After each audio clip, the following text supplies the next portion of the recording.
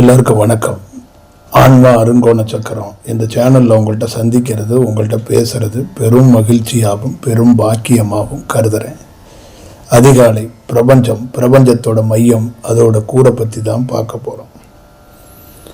இந்த காலம் புதுக்காலம் அப்படிங்கிற ஒரு செயலாக்கத்துக்குள்ளே நேற்று இரவு கூட நம்ம ஒரு காணொளி பேசியிருந்தோம். இந்த காலத்தை பற்றி ரொம்ப விரிவாக, இந்த காலம் என்றால் என்ன, ஒரு மனிதன் அனுபவம் பெற்ற ஒரு பெரும் செயலாக்கத்துக்குள், தியானத்துக்குள் பெரும் செயலாக்கமாக ஒரு முருகன் போன்ற ஒரு அனுபவம் பெற்ற அந்த முருகன் என்ற தன்மை, அந்த ஆற்றல், அந்த அனுபவம், மாணிக்க வாசகர் என்ற அந்த தன்மை, அந்த ஆற்றல், இதெல்லாம் எதை கூறுகிறது? இந்த பெரும் யோகிகள் எதை கூறுகிறார்கள் என்றால், காலமாக அவர்கள் வாழ்வது, காலமாக மாறுவதற்காகத்தான் பல்வேறுபட்ட போராட்டங்களையும் பல்வேறுபட்ட செயல்களையும் சந்திக்கிறார்கள். அந்த காலமாக மாறுவது என்பது அது ஒரு பெரும் செயல். அது கிட்டுமா அப்படி என்று கேட்டால் ரொம்ப அதிசயமாக, ரொம்ப ரொம்ப உன்னதமாக தான் கிட்டும். ஏன் என்று கேட்டால், காலமாக மாறுகின்ற எந்த அனுபவம் பெற்ற யோகிகளும் பருவ மாற்றத்தை உருவாக்குவதற்காக பிரபஞ்சத்தால் உருவாக்கப்படுபவர்கள் என்று பொருள். முருகன் என்ற தன்மையில் ஒரு ஆற்றலை இந்த பூலோகத்துக்கு நிறுவிய போது அது பெரும் மாற்றத்தை உருவாக்கியது என்பது எந்த ஐயமும் கிடையாது, எந்த அச்சமும் கிடையாது. அந்த முருகன் என்ற பேராற்றல் இந்த நிமிடம் வரை பெரும் செயலாக்கத்தை, பெரும் தாக்கத்தை இந்த உலகத்தில் செய்து கொண்டே இருக்கிறது. அதுதான் காலம் என்று சொல்வார்கள். அதுபோன்ற மாணிக்க வாசகர் என்றவர், மதுரை என்றால் அது மாணிக்க வாசகர் என்று சொல்லலாம். மாணிக்க வாசகர் என்பவர் அந்த காலமாக அவர் உதயமானது, அந்த செயல், அதுதான் காலம். அந்த திருவாசகம் எத்தனையோ சிவன் அடியார்களை உறங்க வைத்திருக்கிறது, விழிக்க வைத்திருக்கிறது, நடக்க வைத்திருக்கிறது. எத்தனையோ சிவன் அடியார்கள் என்ற அந்த அடியார்கள் பட்டத்தை பெற்றுக் கொடுத்த பெரும் பாக்கியமாக அந்த திருவாசகம், அந்த மாணிக்க வாசகரால் அந்த செயல்கள் உருவாக்கப்பட்டது. அப்போ அவர் காலமாக இருந்து பெரும் பணிகளை, பல்வேறுபட்ட செயலாக்கத்தில், துன்பத்தில் இருப்பவன், துயரத்தில் இருப்பவன், பெரும் நோயில் கொண்டவன், பெரும் மனித செயலில் கூட இருப்பவன் கூட ஏதோ ஒரு மூலையில் இந்த திருவாசகத்தை வாசித்து கொண்டே இருப்பான். அந்த செயலாக்கத்தை செய்வான் என்பதற்காக அவன் காலமாக இருந்தால்தான் இவ்வளவு பெரிய பெரும் செயலாக்கத்தை செய்ய முடியும் என்பதற்காகத்தான் காலம் என்ற ஒரு செயலாக்கத்துக்குள் அவர் காலமாக மாறினார் மாணிக்க வாசகர். அதுபோன்றுதான் வள்ளலார், மகாவதர் பாபா, இவர்கள் எல்லோரும் காலம் என்றே கணக்காக பொருள் எடுக்கப்படும். அதனால்தான் வள்ளல் பெருமான் மற்ற யோகிகளுடைய, மற்ற துறவிகளுடைய செயலோட வள்ளலாருடைய பணி என்பது மிக சிறந்த பணி என்பது வள்ளலார் பணி. வள்ளலார் பணியை நான் சொல்லி உங்களுக்கு தெரிய வேண்டிய அவசியம் இல்லை. உங்களுக்கு படித்திருப்பீர்கள், கேட்டிருப்பீர்கள். நான் வள்ளலாரை பற்றி தெரிந்தது, புரிந்தது, நான் பார்ப்பது என்ன என்றால், வள்ளலார் சொல்லப்பட்டது இன்னும் மக்கள் செவிகளுக்கு போய் சேரவில்லை என்பது ஒரு வருத்தம். வள்ளலார் சொல்லியிருப்பது 1000 விஷயத்தில் வெறும் 5 விஷயம் மக்கள் கையில் இருக்கிறது. அவர் சொல்லப்பட்டிருக்கின்ற 995 விஷயம் இன்னும் மக்கள் கையில் போய் சேரப்படவில்லை. அவ்வளவு பெரிய ரகசியத்தையும், அவ்வளவு பெரிய பேராற்றலையும், அவ்வளவு பெரிய உண்மை தத்துவத்தையும் நெருக்கமாக மக்களுக்கு இடைவெளி இல்லாமல் ஒரு பேருரையையும் பேர் செயலாக்கத்தையும் உரையாற்றிய ஒரு அற்புதமான ஒரு யோகிதான் வள்ளலார். அந்த வள்ளலாருடைய மிகப்பெரிய செயலாக்கத்தை, மிகப்பெரிய அற்புதத்தை, அவருடைய செயல் மக்களிடம் போய் சேராதது கொஞ்சம் வருத்தத்துக்குரிய செயல். ஆனால் அதையும் கடந்து அவர் காலமாக இருந்ததுனால தான் 1000 விஷயங்களை உருவாக்கப்பட்டது. இல்லை என்றால் ஒரு விலங்குக்குள் உயிர் இருப்பதையும், அந்த விலங்கை எப்படி வழிநடத்த வேண்டும், என்ன செயலாக்கம் செய்ய வேண்டும், ஒரு மனிதன் எப்பொழுதும் சரணாகதி தத்துவத்துக்குள் ஒரு பெரிய செயலாக்கத்தை செய்து விடலாம், ஒரு உயிர் பலி கொடுத்து ஒரு செயலாக்கத்தை செய்ய வேண்டியது இல்லை என்ற அந்த உன்னதமான தத்துவத்தை கண்டுபிடித்து சொன்னவர் வள்ளலார். காலங்காலமாக இந்த மனித இனம் குலதெய்வத்துக்கு உருவத்தை பலியிட்டு சரணாகதி தத்துவத்தில் வேண்டுதல்களை நிறைவேற்றி கொண்டு இருந்த போது கூட வள்ளல் பெருமான் அதை மாற்றி அமைத்து இந்த செயலாக்கத்தை இப்படி அணுக வேண்டியது இல்லை, சரணாகதி தத்துவத்துக்குள் உங்களுடைய வேண்டுதல்களை நீங்களே நிறைவேற்றிக் கொள்ளலாம். ஆனால் ஒரு உயிரை நீங்கள் பலிவிட வேண்டிய அவசியம் இல்லை என்பதையும் உணர்த்தினார். அதுபோன்றதான் பல்வேறுபட்ட யோகிகளும் பல்வேறுபட்ட துறவிகளும் ஒரு பெரும் செயலாக்கத்தில் இந்த குலதெய்வத்துக்கு நீங்கள் முடி காணிக்கையாக செலுத்துவது, இந்த முடி எடுப்பது மொட்டை அடிப்பது என்பது என்ன என்று கேட்டால், முடி என்பது சில பேர் பழிப்பார்கள். எதையாவது உயிரை கொடுப்பான், மயிரை தான் கொடுக்குறான், மயிர் முளைச்சிருங்கிறதுக்காகத்தான் மயிரை கொடுக்குறான் என்று பெரிய இந்த மண்ணில் நிறைய பேர் இது சம்பந்தமாக உரையாடி இருக்கிறார்கள், கிண்டல் செய்திருக்கிறார்கள், கேலி செய்திருக்கிறார்கள், மூட நம்பிக்கை என்று பழித்திருக்கிறார்கள் இந்த முடியை கொடுப்பதை பற்றி. இந்த முடி கொடுப்பது அப்படி அல்ல, அவர்கள் கேலி கிண்டல் செய்வது போல் இல்லை. இந்த முடிக்குள் உயர்ந்த செயல் இருக்கிறது, உயர்ந்த ஆற்றல் இருக்கு. உயிருக்கு இணையாக இருக்கக்கூடியது தான் மனிதனுடைய முடி. ஆணாக இருக்கட்டும் பெண்ணாக இருக்கட்டும், முடியை கொடுப்பது, காணிக்கையாக கொடுப்பது, மொட்டையடிப்பது சாதாரண செயல் அல்லப்பா. அது பெரும் செயல், பெரும் சரித்திரம் வாய்ந்த செயல். அது சரணாகதி தத்துவத்துக்குள் மிக சிறந்த செயல் என்று பொருள். அதை புரிந்து கொள்ள வேண்டும். ஒரு பெரும் யோகியாக இருக்கிறவன் தன்னுடைய முடியை கொடுப்பதில்லை, அதை பாதுகாத்து வைத்துக் கொள்வான். ஒரு முடியை புடுங்கி கொடுத்து கூட ஒருவனுக்கு வாழ்வளித்து விட முடியும் ஒரு யோகியால் என்பதை உணர்ந்து கொள்ள வேண்டும். ஒரு சாதாரண மனிதன் முடியை கொடுப்பது கூட உயர்ந்த செயல் என்று கருதப்படுகிறது. மொட்டையடிப்பது பெருமைக்குரிய செயல். அது ஒரு சரணாகதி தத்துவத்தில் மிக மிக மிக மிக அற்புதமான தத்துவத்துக்குரியது. கிண்டல் கேள்வி எல்லாம் கடந்து மிகப்பெரிய ஒரு ரகசியம், மிகப்பெரிய செயலாக்கம் இருக்கிறது என்பதை புரிந்து கொள்ள வேண்டும். அது முடிகள் என்றும் நீங்கள் பார்க்கிறீர்கள். ஒவ்வொரு முடிகளிலும் பல்வேறுபட்ட உயிர் சக்திகளும் உயிர் ஆற்றல்களும் இருக்கிறது. மனிதனாக இருப்பவர்களுக்கு அது தெரியாது, அதுக்குள் இருக்கின்ற பேர் ரகசியமும் தெரியாது. இந்த ரகசியங்கள், இது போன்ற தத்துவங்கள், இது போன்ற உயர்ந்த செயல்களை பெரும் காலமாக இருந்த யோகிகள், துறவிகள், பெரும் செயலாக்கத்தை பெற்ற அனுபவம் பெற்றவர்கள் இந்த பூமிக்கு இந்த பூலோகத்தில் மக்களோடு வசித்து அவர்கள் கொடுத்திருக்கிறார்கள். அப்பொழுது காலமாக மாறுவது, காலமாக இருப்பது என்பது என்ன பொருள் என்றால், அவர்கள் காலமாக மாறும் முன் வரை அவர்கள் உடலில் மாற்றம் ஏற்படும், உடல் பருவ மாற்றம் ஏற்படும், உடல் எப்படி வேணாலும் ஒரு செயலாக்கத்தில் இருக்கும். அவர்கள் இந்த உலகத்துக்கு ஏற்க எல்லா தாவரங்கள் போல், எல்லா உயிர்கள் போல் ஒரு வளர்ச்சி நிகழ்ந்து கொண்டிருக்கும். எந்த துறவி, எந்த யோகி காலமாக மாறுகிறானோ அப்பொழுது அவனுடைய வளர்ச்சி, எல்லா செயலுமே ஒரே செயலாக மாறிப்போகும். அது எப்படி என்றால், என்றும் இளமையாக இருப்பான் என்று பொருள். அப்பொழுதுதான் அவனுக்கு பிறப்பு உண்டு, இறப்பு இல்லை என்று பொருள். எவன் ஒருவன் காலமாக மாறுகிறானோ, கால தோற்றத்துக்குள் காலமாக நிற்பவனுக்கு இறப்பு இல்லை என்று பொருள். அவனுக்கு வயதே ஆகாது என்று பொருள். அவன் எந்த வயதில் இருந்து அனுபவத்தை பெற்றானோ, எந்த செயலாக்கத்திலிருந்து பெற்றானோ, அதுபோன்ற அவனுடைய செயலாக்கங்கள் இருக்கும் என்பதுதான் நிஜமான செயல். அதுதான் ஒருத்தன் காலமாக மாறுவது. காலம் என்பது அழிவு இல்லை என்று பொருள். காலம் என்பது இளமை என்று பொருள். காலம் என்பது ஒரே செயலாக்கமாக இப்ப இருப்பது போல இன்னும் 1,00,000 ஆண்டுகள் கழிச்சும் அந்த காலமாக இருக்கும். ஒரு துறவியை, ஒரு யோகியை, காலமாக இருப்பவனை நீங்கள் இப்பொழுது பார்த்தீர்கள் என்றால், இன்னும் 2,00,000 வருஷம் கழித்து பார்த்தீங்களான்னா அதே தோற்றத்தில், அதே வடிவத்தில் இருப்பான். அதுதான் காலம் என்று பொருள். அதனால்தான் நிறைய துறவிகளை சிறு குழந்தைகள் போலவும் இளமை தோற்றங்களாக கடவுள் படங்களை வரையப்பட்டிருப்பதும், கடவுள்களை காட்டுவதும், கடவுளை பற்றி சொல்வதும் இதைதான் காட்டுகிறது, இதைதான் பொருளாக வைத்திருக்கிறது. அப்போ அந்த காலமாக மாறுவது என்பது ஒரு பெரும் நிலை, பெரும் செயலாக்கம். அதை மாறி ஒரு செயல் செய்வது என்பதுதான் ஒவ்வொருத்தருக்கும் கிடைக்கப்படுகின்ற பெரும் பாக்கியமாக கருதப்படுகிறது. அது ஒரு பெரிய செயல் என்று நான் கருதுகிறேன். ஒரு செயலாக்கத்தை சொல்கிறேன். அதனால்தான் காலமாக வாழ்ந்த எத்தனையோ யோகிகள் எத்தனையோ நல்ல செயலாக்கத்தை இந்த மண்ணுலகத்தில் விட்டு சென்றிருக்கிறார்கள். அதனால் காலத்தோடு ஒரு நல்ல செயல் செய்ய வேண்டும் என்பதற்காகத்தான் இந்த செயலாக்கத்தை உங்களோடு நான் உரைக்கின்றேன். காலம் என்பது எப்பொழுதும் ஒரு நல்ல செயலை உருவாக்கி கொடுக்கும். காலத்தால் தான் இங்கு அனைத்து செயலாக்கத்தையும் நிகழ்ந்து கொண்டிருக்கிறது. அனைத்து செயலும் எல்லாம் ஒரு பணி செய்கிறது என்பது நிதர்சனமான உண்மை.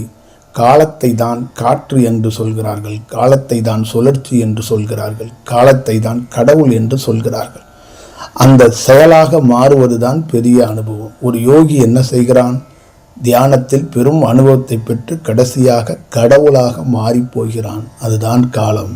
மாணிக்க வாசகன் மனிதனாக பிறந்து செயல்கள் செய்து பல்வேறுபட்ட துன்பங்கள் அடைந்து இந்த திருவாசகம்லாம் எழுதி கடைசியாக அவன் என்ன ஆனான் என்றால் காலமாக மாறி போனான், கடவுளாக மாறி போனான், வெட்ட வெளியில் கரைந்து போனான், ஒரு பெரும் செயலாக்கத்துக்குள் போனான் என்பதுதான் உண்மையான செயலாக்கம். இதை நீங்கள் புரிந்து கொள்ள வேண்டும். இதுதான் இங்கு இருக்கின்ற நுட்பமான இந்த பாரதத்தில் இருக்கின்ற ஆன்மீக நுட்பம், ஆன்மீக தேசம். இந்த ஆன்மீக பரப்பளவில் இந்திய பாரம்பரியம் என்பது மிகப்பெரிய ஒரு பிரமிடு என்று இந்தியாவை சொல்லலாம். இந்த பாரதம் என்பது கொட்டி கிடக்கின்ற யோகிகளின் கூடாரம் என்றே அழைக்கப்படலாம். வெறும் பாரதம் அல்ல இது. இந்த உலகத்துக்கே இது ஒரு முன் உதாரணமாக திகழும் ஒரு பெரிய செயலாக்கத்துக்கு. தியானம் பண்ணுகின்றவர்கள் வசிக்கின்ற இடமும் தியானம் பிறந்த இடமே இந்த உலகத்துக்கு இங்குதான். இது ஒரு தாய் தந்தை, தியானத்துக்கே தாய் தந்தை. தியானத்தை பெற்றெடுத்த மண்ணு இந்த பாரத மண். இந்த பாரத மண் சாதாரண மண் அல்ல. இன்று என்னுடைய உரையில் நான் உரைக்கிறேன், இன்னும் லட்சம் வருடம் ஆனாலும் இந்த பாரத மண்ணை எந்த சூழலையும் எந்த இடத்திலும் அழிய போவதில்லை. அழியும், அது வேறு அழிவல்ல, புதுப்பிக்கின்ற பணி என்று பொருள். நன்றாக ஞாபகம் வைத்துக் கொள்ளுங்கள். இந்த பாரதத்தில் பூகம்பம் வரும், சுனாமி வரும், பேரழிவுகள் வரும், மலைகள் வரும், வெள்ளங்கள் வரும், ஒரு இடத்தில் இருக்கின்ற வீடுகள் அடித்து செல்லப்படும், ஒரு நகரம் முழுகி போகும். இதெல்லாம் அழிவாக கருதிவிட வேண்டாம். அந்த இடத்தை புதுப்பிக்கிறார்கள், அந்த இடத்தை மாற்றி அமைக்கிறார்கள். அங்கு குடியிருக்க வேண்டாம், மாற்று வழிகளை நீங்கள் தேர்ந்தெடுத்துக் கொள்கள் என்று சொல்லி நினைக்கிறார்கள் என்பதை புரிந்து கொள்ள வேண்டும். இந்த பாரத மண்ணு இன்னும் எத்தனை ஆண்டுகள் ஆனாலும் ஒரு புது பொலிவோடு புது தெளிவோடு இந்த மண்ணு இந்த செயலாக்கமும் உலகத்துக்கு எப்பொழுதும் முன்னுதாரணமாக செயல்படும். காரணம், இங்கு பல்வேறுபட்ட யோகிகளால் பெரும் உயர்ந்த ஆற்றலால் இந்த பாரதமே ஒரு பிரபஞ்ச பேராற்றலாக நிரப்பப்பட்டு இருப்பது என்பதையும் நீங்கள் தெரிந்து கொள்ளுங்கள். இந்த பாரதத்தில் வளர்ந்தது மட்டுமல்ல, இந்த பாரத நாட்டையோ இந்த பாரத தேசத்தையோ ஒரு பிரபஞ்சமாக நாம் கருதுகிறோம் என்பதையும் புரிந்து கொள்ளுங்கள். பின்னாட்களில் இந்த பாரதம் உண்மையான எல்லோருக்கும் ஒரு பெரும் செயலாக இருக்கும் என்பதையும் தெரிந்து கொள்ளுங்கள். போர் இல்லாத ஒரு நாட்டையும் போர் இல்லாத இந்த உலகத்தையும் அமைதிக்கு ஒரு பெரிய வித்திட்ட ஒரு செயலையும் ஒரு அமைதி பூங்காவாக எல்லாத்தையும் ஒருங்கிணைங்கிற ஒரு தேசம் என்ற பெருமைக்குரிய பெயரையும் வாங்குகிற ஒரு தேசமாக இந்த பாரதம் மாறும் என்பதையும் நீங்கள் ஞாபகத்து வைத்துக் கொள்ளுங்கள். அதனால்தான் இந்த பாரதத்துக்குள் எல்லா செயலும் உள்ளே உள்முகமாக கிடைக்கப்பட்டிருக்கிறது, நடக்கப்பட்டிருக்கிறது. மேலை நாடுகளும் பாரதமும் ஒன்று சேர்ந்து ஒரு பெரும் பணி செய்ய வேண்டும். மேலை நாட்டில் உள்ள மக்களும் பாரதத்தோடு கலர்ந்து இந்த பிரபஞ்ச பேராற்றலோடு ஒரு அமைதியையும் பேர் செயலையும் நிகழ்த்த வேண்டும் என்பதற்காகத்தான் இங்கு இருக்கிற துறவிகளோ இங்கு இருக்கிற அனுபவம் பெற்றவர்களோ மேலை நாட்டுக்கு செல்ல வேண்டிய ஒரு சூழல்களையும் ஒரு செயலாக்கத்தையும் உருவாக்கப்பட்டு கொண்டே இருக்கிறது. நாமும் மேலை நாட்டுக்கு செல்ல வேண்டும் என்பது பிரபஞ்சத்தின் கட்டளை, பிரபஞ்சத்துடைய நோக்கம். ஆனால் மனித செயலில் மனித சடங்குகளில் இந்த பிரயாணத்துக்கான செயல்கள் என்று ஒன்று இருக்கிறது. அந்த செயலாக்கங்கள் எப்படி அமையப்படுகிறதோ அதுபோன்ற இந்த செயலாக்கங்கள் எல்லாமே சரியாக நடக்கும் என்பதையே உண்மையான செயலாக நாம் கருதுகிறோம். ஆனால் பிரபஞ்சத்துடைய பேர் செயல் மேலை நாட்டோடு எப்படியாவது பாரதத்தை இணைத்துவிட வேண்டும். மேலை நாட்டுடைய மக்களும் இந்த பிரபஞ்ச பேராற்றலோடு ஒரு அனுபவத்தையும் இந்த தியானத்தோட உண்மை தத்துவத்தையும் அவர்கள் தெரிந்து கொள்ள வேண்டும் என்பது இந்த பிரம்மமே விரும்புகிறது, இந்த காலமே விரும்புகிறது என்பதுதான் உண்மையான செயல்.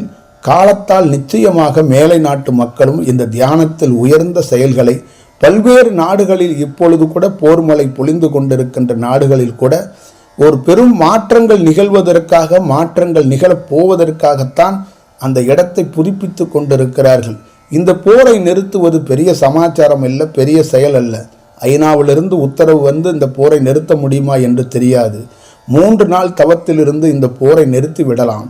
ஆனால் இந்த போரை நிறுத்த வேண்டிய அவசியம் இல்லை. அது காலத்தால் நடந்து கொண்டிருக்கிறது. சில செயல்களுக்காக அது நடக்கப்பட்டே ஆக வேண்டும். சில செயல்களை தடுத்தால் பல செயல்கள் அழிவுக்கு வந்துவிடும். அதனால்தான் காலம் என்பது ஒரு செயலை பார்க்காது, பல செயல்களை பார்க்கும்.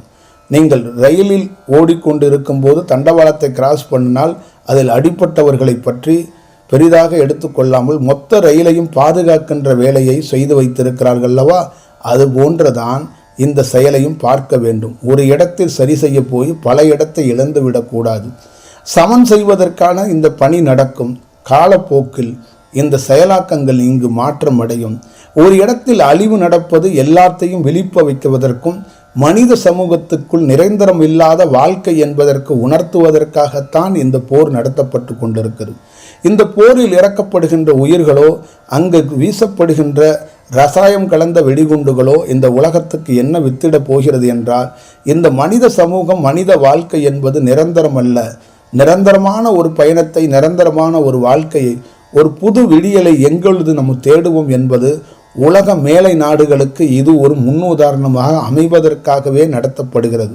அப்பொழுதுதான் இந்த மக்கள் எல்லா செயலிலிருந்து விடுபட்டு வந்து இந்த தியானத்தை பயிர்வதற்கும் தியானத்தை தேடுவதற்கும், உண்மையான செயலாக்கம் இறை என்பது உள்ளுக்குள் இருக்கிறது. நமக்குள் இருக்கின்ற இறை சிந்தனையை மேல் நோங்க வைத்தால் நம் போரோ மற்ற செயலாக்கத்துவோ செய்துவிட மாட்டோம். எந்த குற்ற பின்னணிக்கும் போக மாட்டோம். நம் நல்ல செயலுக்குள் செயல்படுவோம் என்பதற்கு வெளிப்படுத்துவதற்காகத்தான் மனிதர்களுக்கு இந்த செயலாக்கத்தை செய்யப்பட்டிருக்கிறது. மனிதர்களாக மாற்றமடைந்து வந்து இறை ஆற்றலையும் இறை சக்திகளையும் உண்மைத்தன்மையும் தெரிந்து கொள்வதற்கு அவர்களாகவே முன் வர வேண்டும். நாம அழைத்தால் அது விளம்பரமாக ஆகிவிடும். அது பல்வேறுபட்ட செயலாக மாறிப்போகும். ஒரு காலகட்டத்தில் பாரத நாட்டிலிருந்து மேலை நாட்டுக்கு போனவர்களை எல்லா நாடுகளிலும் சில நாடுகளில் உதாசனப்படுத்தப்பட்டிருக்கிறார்கள், சில நாடுகளில் ரொம்ப கஷ்டப்படுத்தப்பட்டிருக்கிறார்கள். அதனால்தான் இந்த காலத்தில் அப்படி ஒரு செயல் இல்லாமல் இங்கிருந்து ஒருவன் போறவனை தானாக அவர்களே வரவேற்பதும் அவர்களே முன்னு வந்து இந்த தியானத்தை கற்றுக்கொள்வதற்கான வாய்ப்பையும் அந்த கால நெருக்கடியையும் இந்த காலம் ஏற்படுத்தி கொண்டு இருக்கிறது என்பதையும் நன்கு உணர்ந்து கொள்ளுங்கள். நாம போய் நிற்போம். அவர்களாக முன் வந்தால் மட்டுமே அங்கு தியானம் கற்றுக் கொடுக்கப்படும். தியானத்தை விளம்பரம் செய்வதனால்தான் உள்ளே இருக்கின்ற உண்மைத்தன்மையும் தனக்குள்ள இருக்கின்ற இறையாற்றலும் தெரிந்து கொள்ளாமல், ஒரு சாமியார் வியாபாரத்துக்காக வந்திருக்கிறார், ஒரு சாமியார் இந்தியாவிலிருந்து மதப்பரப்புரை செய்ய வந்திருக்கிறார், ஒரு சாமியார் அவங்க சித்தாந்தத்தை இங்கே கொண்டாந்து விதைக்க வந்திருக்கிறார், அப்படி என்று அவர்கள் என்னென்னமோ பேசத் தொடங்கி விடுவார்கள். அதை காலம் நன்கு உணர்ந்துதான் மக்களையே தானாக ஒரு மாற்றம் அடைய வைப்பதற்கான ஒரு பெரும் பணியை செய்ய தொடங்கியிருக்கிறார்கள். இதோடைய வெளிப்பாடு தான் தேசம் முழுக்க உலகம் முழுக்க ஆங்காங்கே நடக்கின்ற வன்முறைகள், கலவரங்கள், நாட்டுக்குள் அமைதி இல்லாத செயல். இந்த போர் எத்தனையோ செயலாக்கத்தை முன் வடிவமாக காட்டுகிறது என்பதை நீங்கள் புரிந்து கொள்ள வேண்டும். இது இந்த காலத்தில் பெரும் மாற்றத்தில், இந்த புது காலத்தில் ஒரு புது செயலாக்கத்தை உருவாக்கப்படும். இந்த உலகம் மீண்டும் அமைதி நிலைக்கு வரும். ஒரு நல்ல செயலாக்கத்தை திகழும். எந்த சூழலிலையும் எந்த செயலாக்கத்திலும் பாரத தேசம் போர் எடுக்காது, போருக்கு போகாத ஒரு சூழலை பாரதத்தை எப்பொழுதும் யோகிகள் இருந்து வழிநடத்துவார்கள். யோகிகள் இந்த பாரதத்தை யார் ஆட்சி ஆள்வது என்பது முக்கியமல்ல. எங்கேயோ ஒரு மரத்தடியில், எங்கேயோ கங்கை கரையில் படுத்துக்கொண்டு இந்த பாரதத்துக்கு தேவையான செயல்களை எத்தனையோ துறவிகள் செய்து கொண்டே இருக்கிறார்கள். அதனால்தான் இந்த பாரதம் நவீனமான ஆயுதத்தை தூக்க வேண்டியதோ வாங்க வேண்டிய அவசியம் பாரதத்துக்கு இல்லை. அது எப்பொழுதும் பாரதம் அதை நோக்கி போக வேண்டிய அவசியம் இல்லை. ஒரு காசி போதும். எத்தனை நவீன ஆயுதம் வந்தாலும் அதை சமன் செய்துவிடும், அதை இல்லாமல் மாற்றிவிடும். அப்படியாப்பட்ட ஒரு பெரும் செயலாக்கத்தை கொண்டது தான் இந்த பாரத தேசம் என்பதையும் புரிந்து கொள்ளுங்கள். இதே போன்ற மேலை நாட்டுகளிலும் நிறைய அதிசயங்களும் அற்புதமான இடங்கள் இருக்கிறது. அந்த இடங்கள் எல்லாம், அந்த உயிர் ஓற்றங்கள் எல்லாம் மெல்ல மெல்லமாக வெளியே கொண்டு வந்து தனக்குள்ள இருக்கின்ற செயலாக்கத்தை வெளியே கொண்டு வந்து அந்த தேசத்துக்குள் ஒரு புது செயலாக்கத்தை பாய்ச்ச வேண்டிய, அந்த பிரபஞ்சத்தோடைய பேராற்றல்களை கொடுக்க வேண்டிய காலம் வந்து கொண்டிருக்கிறது. காலம் வந்துவிட்டது. அதற்கான செயலாக்கம் ஒரு இயற்கையாக தானாக நிகழ்வதற்கானவே இந்த பணிகள் நடக்கிறது. அது நிச்சயமாக பெரும் பணியாக நிகழும். பெரும் செயலாக நிகழும். ஒரு நல்ல செயலாக்கத்தில் சந்திப்போம். விரைவில் இந்த ஆன்மா அருங்கோண சக்கரத்தில் ஒரு புத்தக வெளியீட்டு பணிக்காக தீவிரமாக வேலை நடந்து கொண்டிருக்கிறது. அது வெளியிடும் தேதி அறிவிக்கப்பட்டவுடனே அதுக்குள் அந்த நாள் என்று அந்த புத்தக வெளியீட்டு அன்று எல்லோரும் கலந்து கொண்டு இதை ஒரு நல்ல செயலாக மாற்றுவதற்கு பணியெடுக்க வேண்டும், முன்னெடுக்க வேண்டும் என்பதை சொல்லிக்கொண்டு நல்ல செயலில் சந்திப்போம். நன்றி, வணக்கம்.